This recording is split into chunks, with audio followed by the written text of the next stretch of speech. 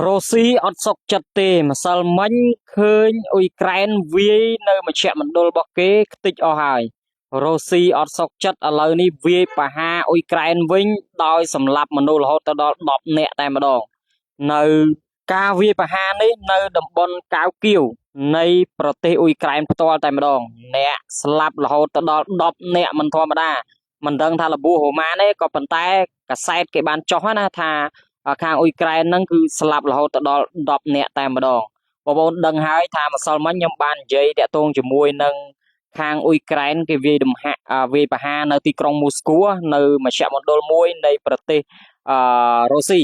ហើយម្សិលមិញនេះក៏ពេលល្ងាចណារុស្ស៊ីក៏បានចេញព័ត៌មានក្តៅៗមកវិញទៀតដែរថា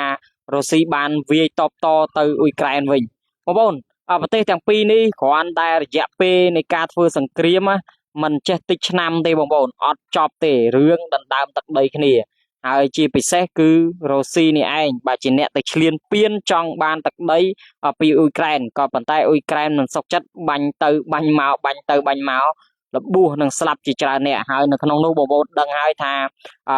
អ្នកដែលស្លាប់ច្រើនជាងគេមិនមែនអ៊ុយក្រែនទេគឺរុស្ស៊ីនេះឯង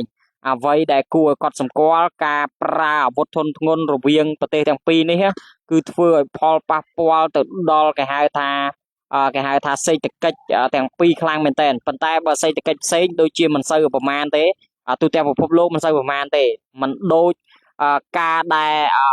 អាមេរិកហើយនឹងអ៊ឺរ៉ង់ធ្វើសង្គ្រាមទេណាបាទឥឡូវហ្នឹងពេលហ្នឹងអាមេរិកអ៊ឺរ៉ង់ធ្វើសង្គ្រាមគឺប៉ះពាល់ខ្លាំងប៉ុន្តែរុស្ស៊ីនិងអ៊ុយក្រែនធ្វើសង្គ្រាមដូចជាមិនសូវជាប៉ះពាល់ខ្លាំងទៅដល់ពិភពលោកទេប៉ុន្តែបើអឺរ៉ង់ហើយនឹងអាមេរិកគឺដាក់មកគឺដឹងតែផ្អើលបងប្អូនគឺធ្វើឲ្យកលាប់ចាក់គ្រប់វិស័យទាំងអស់តែម្ដងបាទអញ្ចឹងព័ត៌មានសង្ខេបពីខ្ញុំបាទមួយនេះគឺថ្មីចេះតែម្ដងនៅថ្ងៃទី19ខែ8 2026រុស្ស៊ីបានគេហៅថាឆ្លើយតបក្នុងការបាញ់ប្រហារទៅអ៊ុយក្រែនវិញដោយសម្លាប់មនុស្សរហូតដល់10នាក់ហើយនៅក្នុងនោះក៏មានការរបួសដែរមិនមែនថាអត់ទេហើយមួយវិញទៀតនៅតំបន់កាវគៀវនៃប្រទេសអ៊ុយក្រែនហើយបងប្អូនប្រទេសទាំងពីរនេះខ្ញុំហ៊ាននិយាយថានៅមិនចប់ទេព្រោះអីដោយសារតែมันមានប្រទេស